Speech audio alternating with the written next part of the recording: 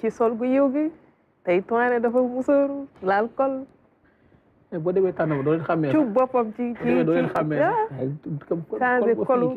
di macha allah allahuma barik rafetal kaddu gi rafetal toogaay gi. Toumane ñëw ci port vestimentaire plus sérieusement.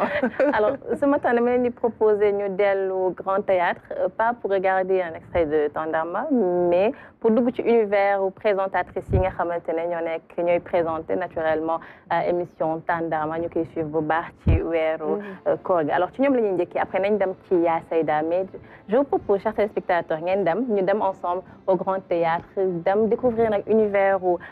Rougiyatou mais également Mame Khoudia regardez. asalaamaaleykum équipe bu Kénkéliba maa ngi leen di nuyu bu baax a baax man la Rougui Diagne bu Tàndarma sama style nag nit ñi am nañ ci aperçu au fur et à mesure ngeen may gis bu ma demee ci sama couturière wala sama styliste wala ñi nga xam ne ay partenaires lañu pour di ñu solal faw ñu def suñu choix par rapport justement ak suñu morphologie par rapport ak weeru koor bu sell bi nga xamante ne faaw ñu yiwal colin ji waaye tamit par rapport ak li nga xamante ne moom la téléspectateurs yi tàmm ci ñun te ñun ñu xalaat ne aussi moo ñu gën a jàpp donc su ma demee dinaa leen wax ne leen couleur bi laa indi comme tissu soit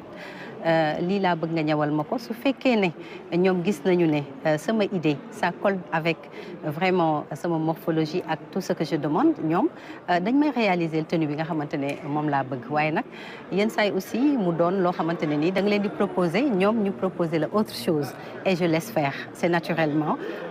normal parce que seen liggéey la aussi alors accessoires yi aussi on les choisit bien parce que tamit yére rek du sañse booy sol yére il faut que nga am les accessoires qu'il faut nga xam ne moo ko mën a agrémenter ndax nga mën a am sañse bi nga bëgg parce qu'on parle de tendance aussi avec Toumane donc loolu lépp dafa tax saa yoo bëggee solu rek faaw nga xam les accessoires qu'il faut mettre pour mettre en valeur ta tenue waaye tamit bu ñu paree dinañu xool maquillage yi maquillage bi daf ci am solo lool ndax dañu am ay maquilleuses une équipe très professionnelle boo xamante ne ni elles ne sont pas dans l'excès nos maquilleuses dinañ ñu maquiller comme il faut adapté ci suñu contenu adapté aussi ci suñu tenue alors bu loolu weesoo coiffure yi aussi voile bi duñu ko fàtte il faut que ñu muur suñu bopp tuuti xool ni ñuy choisir aussi musóor yi ñuy def suñu bopp te loolu nag c'est une exigence dañ koy exiger ñi nga xam ne ñoo ñuy solal pour que yére bu nekk tenue bu nekk mën a ànd ak fulaaram c'est important ndax ci weeru koor la ñu nekk alors maa ngi leen di remercier bu baax a baax di leen wax ne rek ñu ni tamit dañu inspiré wu énormément ci Toumane borom tendance pour am les astuces parce qu'on la suit énormément pour am les astuces qu'il faut pour mieux s'habiller mieux être au top et tendance pour Tàndarma et pour nos autres plateaux maa ngi leen di jaajëfal waa Kénkéliba di leen remercier di leen féliciter merci beaucoup. Alors c'est avec grand plaisir ñu intervenir tey ci Kénkéliba pour voir leen un tout petit peu notre quotidien en tant que présentatrice de Tàndarma. Alors il faut savoir que c'est facile mais pas trop, c'est pas du tout évident même je dirais parce que voilà, il faut savoir agencer les tenues avec des bijoux, avec des accessoires, la coiffure, les foulards, les chaussures, parce qu'on les montrait debout, de face, de profil, sur beaucoup d'autres angles. Kon nag loolu yëpp dañ ko war a bàyyi xel ci suñu solo, mais surtout bàyyi xel aussi public bi nga xamante ne ñoo ñu seetaan kilifa diine yi ñi ngi ci kilifa aada yi et aussi on a beaucoup de respect envers nos téléspectateurs donc on doit avoir beaucoup de considération ci yére yi ñuy sol. Alors raison pour laquelle on a des partenaires waaye nag on essaie aussi de choisir tenue yoo xamante ne dafay ànd ak thématique bu koor gi maanaam mu yiw mu jub waaye surtout nag mu tendance mu fashion parce qu'on fait de la télé et de la télé c'est du spectacle c'est du show kon loolu yëpp dañu koy fexe harmoniser on essaie de sortir les 4 tenues de la semaine bye. 4 tenues de la semaine. 4 tenues. mais coono la. de toute façon Aram xam na ci dara. avec Kénkéliba xam nga ci dara. non ñii ñoom yaa leen di jox les bons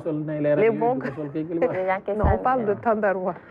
et tout ce qu'il y a derrière ñi nga xamante ne ñoom la ñuy waajalee émission bi ak tamit effort bi nga xam ne ñu ngi koy bàyyi xel par rapport ak le public qui attend le soir pour daal di mën a nekk ci anam yi nga xamante ne doo gaañ kenn te doo lor kenn itam bu lay seetaan. Tout à fait mu nekk nag lu am solo ñoom ñi nga xamante ne ñooy présentatrices yi wala les présentateurs de manière générale ak émission bu mu mun ci nekk dañoo nekk ay ambassadeurs. C'est-à-dire au-delà même de l'émission bi nga xam ñu ngi koy présenter au-delà même des sujets des thèmes yi ñu fay aborder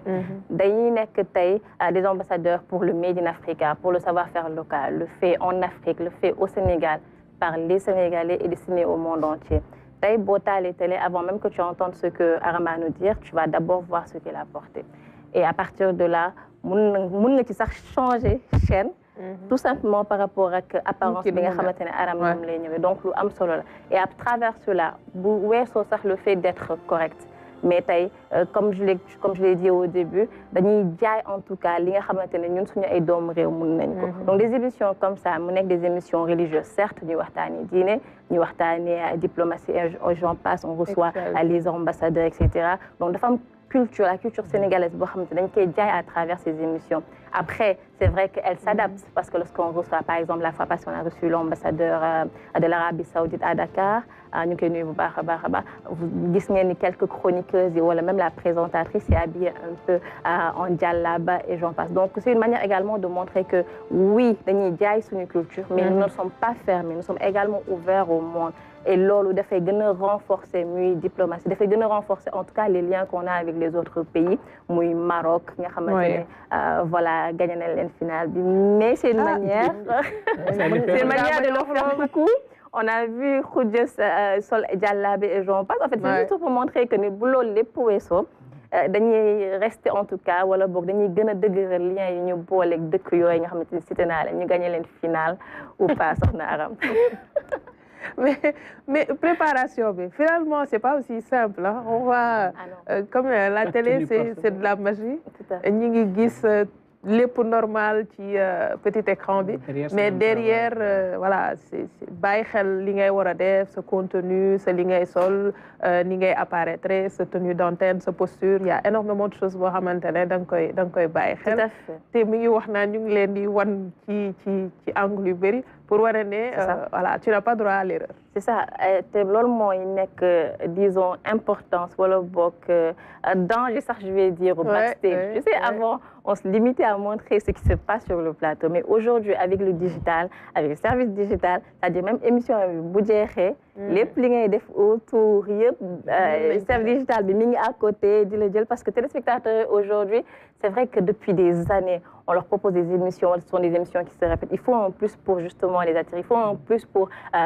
accrocher leen ñu mel ni ci famille Kinkeliba ci famille Tandamba lañ et loolu pour que ñu gën a disons scotché il faut que nga wal leen ce qui se passe derrière le pourquoi peut-être la discussion entre Ban et Aram et aussi Flûte pourquoi la discussion avec les invités et Aram mu Flûte noonu il faut que nga war leen que ni justement am na ay échanges yoo xamante jot ngeen ko def et tout te loolu liggéey ci liggéey bi ci la bokk il y a toute une préparation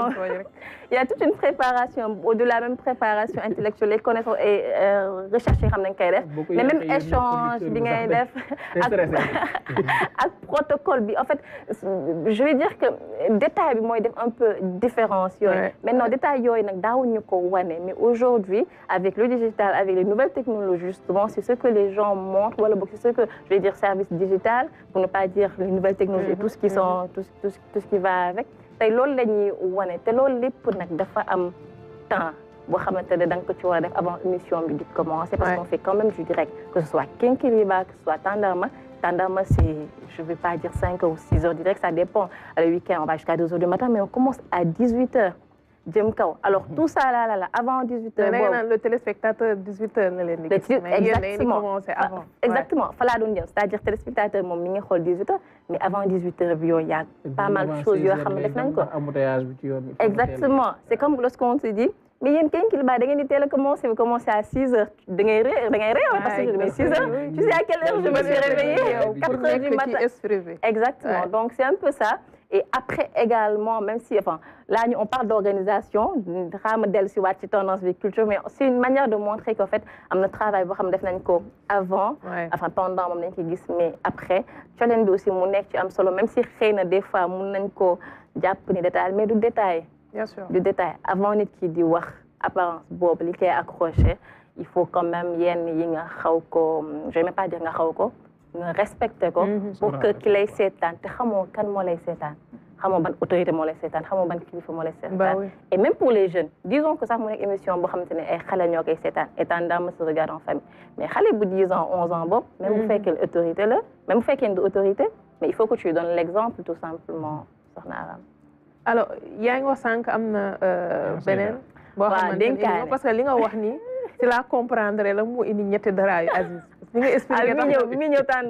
finalement, maintenant, je comprends le pourquoi.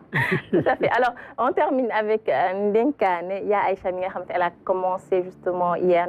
chroniqueuse chez Tandahma. On en a profité pour que pour terminer.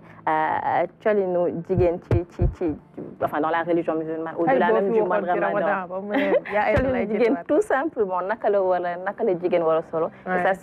ce sera un message pour tous les jeunes qui nous regardent, pour toutes les filles qui nous regardent. Nous allons même après koor gi soxna Aram. Assalamu alaikum wa rahmatullah. Mbokk Kenkeliba ñu ngi leen di nuyu di am mbégte partager ak yéen waxtaan bi ci colinu jigéenu jullit.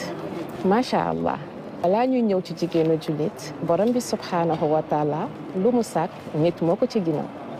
rawatina jigéen yonent bi sallallahu alayhi wa sallam ci dernier sermon bi nga xamante ni wax na ko ak jullit ñi bokk na ci lu leen dénk muy soxna yi njaboot gu jigéen ji kon mooy ni jigéen dafa am place bu am solo ci l'islam waaw place boobu mu am solo dafay wane day yob li nga xam ni mooy façon bi mu précieuse ci kanamu borom bi subhanahu wa taala ci alquran bu ñu ñëwee ci sourate 33 verset 59 borom bi subhanahu wa taala mu ngi wax yonent bi sallallahu alayhi wa sallam ordonne waxu ko xam leen rek de bàyyi daf ko ni ordonne ndigal la ndigal nag jëfe la tudd ordonne à tes épouses tes filles les femmes musulmanes ñu rabattre ñu wàccee seen grand voile ci seen poitrine ñu muur ko